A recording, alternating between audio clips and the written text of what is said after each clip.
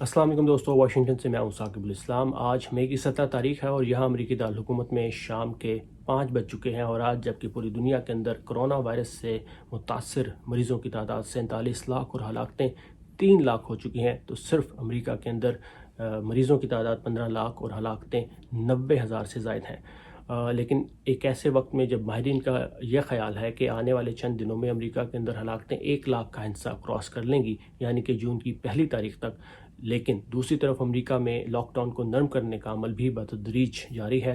50 میں سے 48 ریاستوں میں کسی نہ کسی سطح پر لاک ڈاؤن جو ہے اس میں نرمی کر دی گئی ہے، اور اگر پاکستان کی صورتحال دیکھیں تو وہاں 40,000 کے قریب مریض ہیں اور ہلاکتیں جو ہیں وہ 875 900 کے قریب ہیں، تو وہاں پر بھی لاک ڈاؤن کو جو ہے وہ نرم کرنے کا عمل جاری ہے۔ لیکن پاکستان میں پچھلے چند دنوں میں ایک سپائک دیکھنے میں آیا کہ مریضوں کی تعداد ایک دم سے بڑی ہے جب سے لاک ڈاؤن نرم کیا گیا اور لوگ باہر نکلنا شروع ہوئے ہیں۔ اب جبکہ عید کا سیزن ہے، اگلے ہفتے عید ہے، اور لوگ جو ہیں بڑی تعداد میں اس ہفتے میں شاپنگ کریں گے، تو خدشہ یہ ظاہر کیا جا رہا ہے کہ مریضوں کی تعداد تیزی سے بڑھے گی اگر لوگوں نے سوشل ڈسٹینسنگ اور دیگر پریکاشن میئرز نہیں لیے۔ امریکہ کے اندر، جہاں امریکی دارالحکومت میں واشنگٹن کے اندر یہاں اسٹے ایٹ ہوم کا آرڈرز 8 جون تک ہے، لیکن ساتھ ہی جو متصل ریاست ہے ورجینیا، وہاں پر بیچز کو کھول دیا گیا ہے۔ ریسٹورنٹس کے اندر سوشل ڈسٹینسنگ اور مقررہ تعداد کو مد نظر رکھتے ہوئے بزنس کرنے کی اجازت دی گئی ہے، لیکن ساتھ میں پولیس بھی تعینات کی گئی ہے تاکہ وہ نظر رکھیں کہ سوشل ڈسٹینسنگ جو ہے اس کے اصولوں پر لوگ عمل کر رہے ہیں یا نہیں۔ پاکستان کی اگر بات کریں تو وہاں عید کے سیزن میں جب کہ مالز کھلیں گے اور لوگ چوک در چوک شاپنگ کے لیے جائیں گے، تو وہاں پر کیا سوشل ڈسٹینسنگ جو ہے اس کو ملحوظ خاطر رکھا جائے گا؟ مشکل نظر آ رہا ہے۔ گزشتہ 24 گھنٹوں میں 39 ہلاکتیں ہو چکی ہیں پاکستان کے اندر، لیکن اب تک 3 لاکھ 3.5 لاکھ کے قریب ٹیسٹ بھی ہو چکے ہیں پاکستان کے اندر، تو یہ ایک اچھا سائن ہے کہ ٹیسٹ کی تعداد بڑھ رہی ہے۔ یہاں امریکہ کے اندر 9 ریاستیں ایسی ہیں جہاں پر ٹیسٹ اتنے ہو رہے ہیں کہ ان ریاستوں کو کھولنے کے لیے سیف سمجھا جا رہا ہے، یعنی کہ اگر وہاں پر بزنس ایز یوزول ہوتا بھی ہے سوشل ڈسٹینسنگ کو مد نظر رکھتے ہوئے، تو وہاں پر حالات اتنے زیادہ خراب نہیں ہوں گے، کیونکہ ٹیسٹنگ کی کیپیسٹی جو ہے وہ اسٹیٹ کے اندر زیادہ ہے۔ تو اب جب کہ امریکہ کے اندر ایک بتدریج عمل جاری ہے ری اوپننگ کا، تو کیا یہ ماڈل پاکستان میں فالو کیا جا سکتا ہے یا نہیں؟ پاکستان کے اندر کیونکہ لوگ جو ہیں وہ اتنا زیادہ خیال نہیں رکھتا سوشل ڈسٹینسنگ کا۔ امریکہ کے اندر جہاں میں ہوں، میں پچھلے تقریباً 72 دن سے گھر سے کام کر رہا ہوں۔ باہر میرا جانا بہت کم ہوتا ہے، لیکن جب گروسریز کے لیے جاتے ہیں تو لوگ ایک دوسرے سے دور دور رہتے ہیں۔ ماسک جو پہننا وہ لازمی قرار دیا گیا ہے۔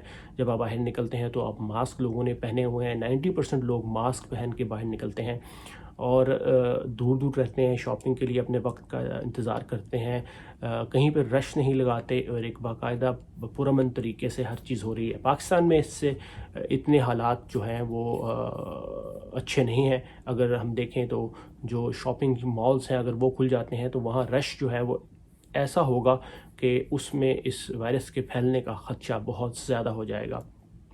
پاکستان کے اندر ایک جو تشویشناک بات وہ یہ سامنے آئی ہے کہ 20 سے 40 سال کی عمر کے افراد کے اندر یہ وائرس زیادہ تیزی سے پھیل رہا ہے۔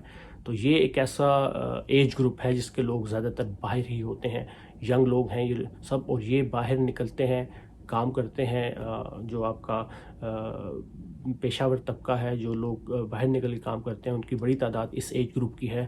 طالب علموں کی تعداد بھی طالب علم بھی اس میں آتے ہیں، اور پھر ینگ پروفیشنلز بھی آتے ہیں، تو وہ سب لوگ باہر نکلیں گے ایک ساتھ تو وائرس کو بڑھنے کا خدشہ زیادہ ہو جائے گا۔ امریکہ کے اندر یہ جو ہے بات اتنی تشویشناک نہیں ہے، البتہ ہلاکتیں سب سے زیادہ ہیں پوری دنیا میں، اور جو مریضوں کی تعداد ہے وہ بھی سب سے زیادہ ہے، لیکن یہاں پھر بھی قابو اس پر پایا جا رہا ہے، اور لوگ جو ہیں وہ اس کو ایک سیریس طریقے سے ایڈریس کر رہے ہیں، اور اس کو ایک باقاعدہ اصولوں پر جو سوشل ڈسٹینسنگ ہے اس کی عمل کر رہے ہیں۔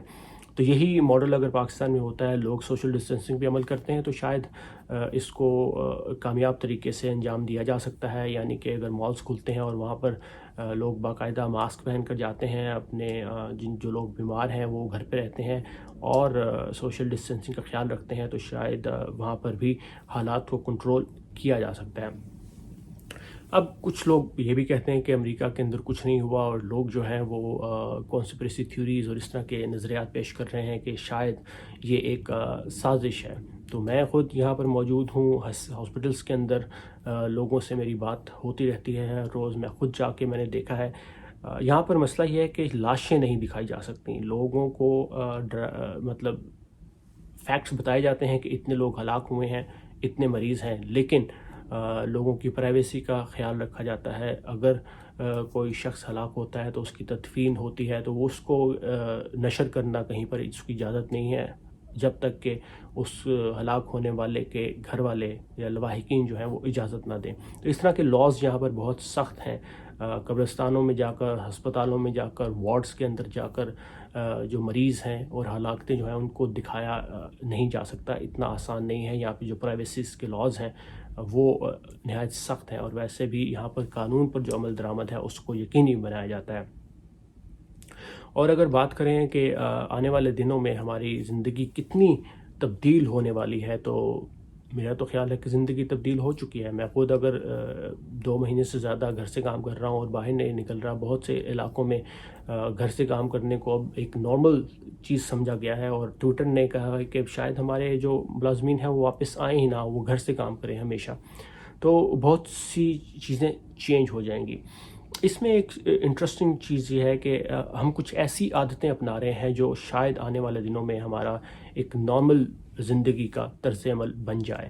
1918 میں جب اسپینش فلو کی وبا پھیلی تھی، امریکہ کے اندر کروڑوں میں ہلاکتیں ہوئی تھی، تو اس کے بعد جو چیزیں تبدیل ہوئی تھی اس میں جیسے کہ اس وقت تک یہ چیز کہ سرعام تھوکنا گلی میں، وہ اس کو اتنا معیوب نہیں سمجھا جاتا تھا. لیکن جب یہ وبا آئی 1918 میں اور یہ سرعام تھوکنا جو ہے اس کو معیوب سمجھا جانے لگا، اور اب اس پر بالکل پابندی بھی لگائی گئی. کئی ریاستوں میں قوانین بھی آ گئے سامنے، اور اب یہاں پر آپ کو شاید ہی کبھی کوئی شخص عام سڑک پر گلی میں تھوکتا ہوا نظر آئے. تو اس کو باقاعدہ جو ہے کوڑے دان کے اندر یا پرائیویسی میں باتھ روم کے اندر جا کر آپ تھوکتے ہیں. کسی کے سامنے تھوکنا جو ہے اس کو یہاں پر بہت ہی معیوب سمجھا جاتا ہے. تو یہ ایک ایسی عادت تھی جو ہمارے اندر، جو یہاں پر امریکہ کے اندر لوگوں کے اندر آئی، اور انہوں نے اس کو ویلکم کیا. اب ہوگا یہ کہ آنے والے دنوں میں ماسک پہننا شاید کچھ عرصے تک ایک ہماری عادت بن جائے. ہاتھ نہ ملانا، گلے نہ ملنا، پیار نہ دینا، اپنے بچوں کو، اپنے پیاروں کو، اپنے والدین کو ہم شاید اس طریقے سے ابھی کچھ عرصے تک نہ مل سکیں. اور پھر ماسک پہننا شاید ایک ہماری عادت بن جائے. ہر شخص جو ہے وہ اس کو ایک ایز این ایسیسری اپنے پاس رکھے، نیسیسٹی اپنے پاس رکھے کہ اگر کراؤڈڈ جگہوں پہ جا رہے ہیں تو ماسک پہن کر جائیں. تو یہ ہینڈ سینیٹائزرز کا استعمال، حفظان صحت کے جو اصول ہیں ان کے اندر ہماری بہتری آئے گی. انسان جو ہے وہ اپنی صحت کا خیال رکھیں گے، اپنی صفائی کا خیال رکھیں گے. اور جب ویکسین آئے گی تو اس کے بعد شاید ہم بتدریج اپنی واپس پرانی زندگی کی طرف لوٹیں. لیکن اس کو ہوتے ہوئے بھی ابھی کچھ ماہ، کچھ سال بھی لگ سکتے ہیں ویکسین آنے میں. ویکسین کے بعد پھر بتدریج جو دنیا کی آبادی ہے اس کو ویکسین ملنے میں، اور پھر ایک نارمل زندگی گزارنے میں ہمیں شاید بہت وقت لگے. لیکن اس وقت تک ہمارا سب سے بڑا ہتھیار اس کے خلاف احتیاط ہے. اور میری یہی اپیل ہوتی ہے جب بھی میں آپ سے بات کرتا ہوں کہ اپنا خیال رکھیں، اپنی صحت کا خیال رکھیں، اپنی صفائی کا خیال رکھیں، اپنے آس پاس لوگوں کا خیال رکھیں، اپنے محلے، اپنی گلی، اپنے شہر کا خیال رکھیں. تو ایسے ہی جب ایک شخص اپنا فرض پورا کرے گا تو پوری دنیا جو ہے اس میں بہتری آئے گی. اور اس وقت شاید یہی ایک طریقہ ہے ہمارے پاس اس وبا سے لڑنے کا.